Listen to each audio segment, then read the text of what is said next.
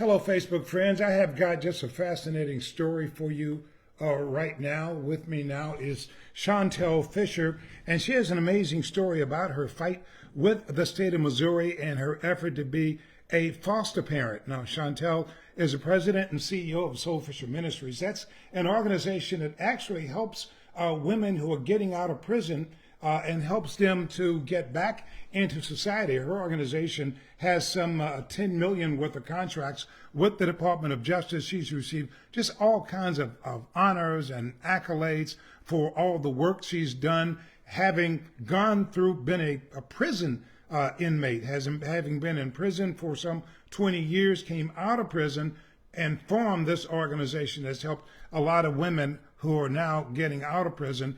And she has so much, the government has so much confidence in her that the Department of Justice has given her some $10 million in contracts, like I said, to help other women getting out of prison.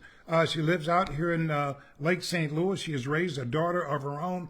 But the battle is with the state of Missouri. As badly as the state of Missouri needs foster parents, they are telling Shawntelle she can't be one. And so it's a fight. And she is a fighter, aren't you, Shawntelle? I'm definitely a fighter. Okay, tell people about this. Clip that on if you can. Okay. Yeah, just hold it up or clip it on right there. That's fine. Okay, that's good enough. A little higher. Okay. Basically, kind of tell people what this battle is all about. So this battle is really all about me wanting to open up my home to a child who's in foster care and is in desperate need of love and a safe, stable home.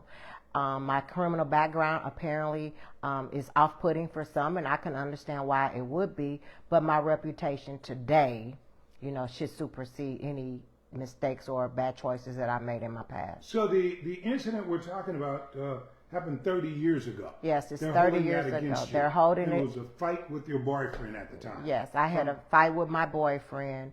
I was placed on 2 years unsupervised probation with a suspended imposition of sentence, which meant that if I successfully completed the 2-year SIS probation, that the charge would not appear on my record.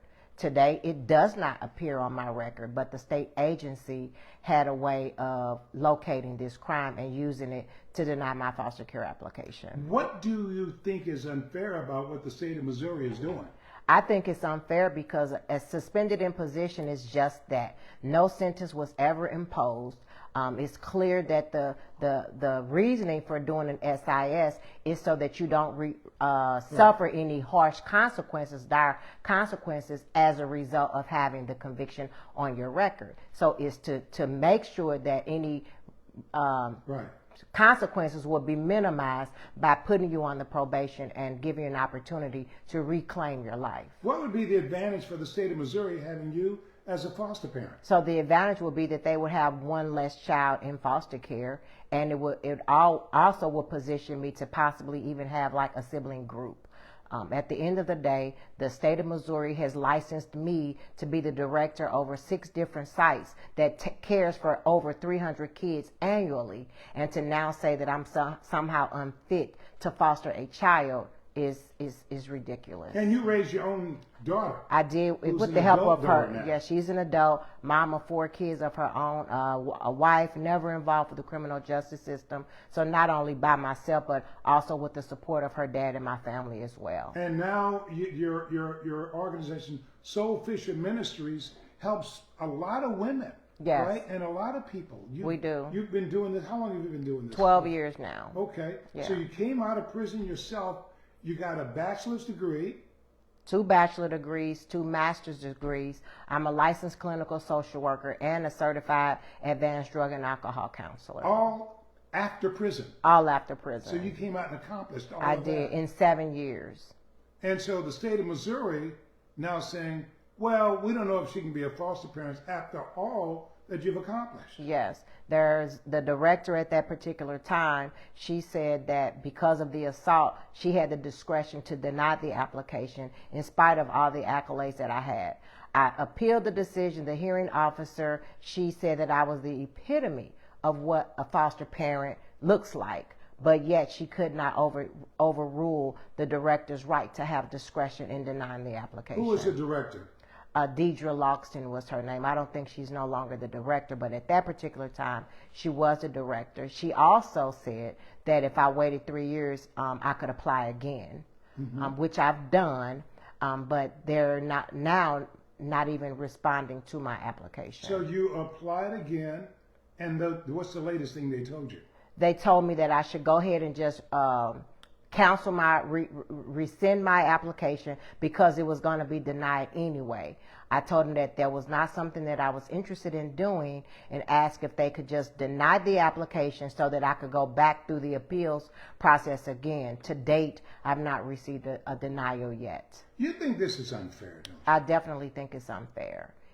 And now I don't think that they really feel like they have a leg to stand on, which is why they asked me to just withdraw my application. Right. But now they're not responding to the application, which I don't know if there's a time frame that they have to respond, apply, approve, or deny an application.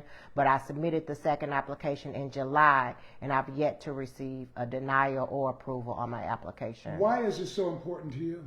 Because I feel like I can reclaim some of the time that I lost with my own daughter and pay it forward with another kid. Missouri is really in no position to really deny those that are qualified to be foster parents because of the thousands of kids that now sit on the foster care rolls in the state of Missouri. Yes, Missouri has one of the worst Yes. foster care programs in the United States. I've done some stories on that. What I'd like to do is I'd like to read you some of what even the state said about Shawntelle as it was going through its process of review. Stay with me here. I'm going to read it from this computer here, and hopefully I don't knock everything over, but I'm just going to read this, guys. Let me turn this around here. And let's see if I can do this and if I can even make it work. It's possible. Okay, there it is. And I'm just going to read it from here if you guys can follow along with me. It says, Shawntelle Fisher is the founder and chief executive. This is coming from the state. It's what the state wrote in this case, in its investigation. It says, factual background. Shawntelle Fisher is the founder and chief executive officer of a successful nonprofit organization called SoulFisher Ministries, which serves the children and families of women who have been incarcerated as well as the formerly incarcerated themselves. Ms. Fisher herself was previously incarcerated. She committed crimes, nearly all financial, motivated initially by her attempts to support her daughter, whom she had when she was just 15 years old herself, and later by her struggle with substance abuse on some 24 occasions from 1986, 2005, 2005. In 1995, some 10 years before she got sober, she was charged with a second-degree assault. After an argument with her then boyfriend, she received a suspended imposition of sentence and completed probation without incident. Ms. Fisher eventually overcame addiction and became determined to change her path. As the agency recognized, she has been exceptionally successful. The state, her overcoming, her getting her education, a bachelor's and master's, and all of those things. So the state even speaks highly of you. Yes. Like I said, and I'm also the director over 6 school sites that serve the Riverview Garden School District, and each school site serves. I'm sorry, let me say that again. What I was saying, the state even recognizes this transformation and recognizes you as an upstanding individual. And what did you say about the schools? They do. They even have recognized me and certified me to be the director over 6 different school sites where we serve students in the Riverview Garden School District. So we have 6 school sites. Each school site serves 50 kids, and we also have 2 summer sites that serve 30 kids at each site. So well over 300 kids that we serve on a daily basis, on an annual basis, in the Riverview Garden School District and abroad. right? So the state of Missouri says that I'm qualified to be a director over 6 child care centers, but another agency in this same state of Missouri says that I'm not qualified to be a foster parent. This is because the state of Missouri is notorious with not communicating across systems, which makes situations like this possible. Why are you fighting this so hard? It's principle now. And then I'm known to be a trailblazer. So when I do something, I don't just do it for myself. I do it for myself and for those that are coming behind me so that I can establish a process for people who are formerly incarcerated to be able to reclaim every aspect of their lives and to overcome all of the numerous collateral consequences that Missouri places on those who are convicted of felonies. How are you able to change your life so much? You did 20 years in federal prison. How were you able to overcome all that? With the support of the community, I made a decision. The first decision that I made was to surrender my life to Christ. I did that the date of the last time that I was arrested, and I spent those last 5.5 years allowing God to transform me from the inside out. And as I transitioned back into the community, I enrolled at St. Louis Community College, and from that moment to today, I've had people like you and others along the way that really see the transformation and they support it. And because they support me, they also support those that I serve through the SoulFisher Ministries. Obviously, you came out, you got the degrees. Many people would have gone on to build a life for themselves, but you decided to form an organization to help other incarcerated women getting out of prison. And the Department of Justice has so much confidence in you that they've given you some $10 million in grants. Yes.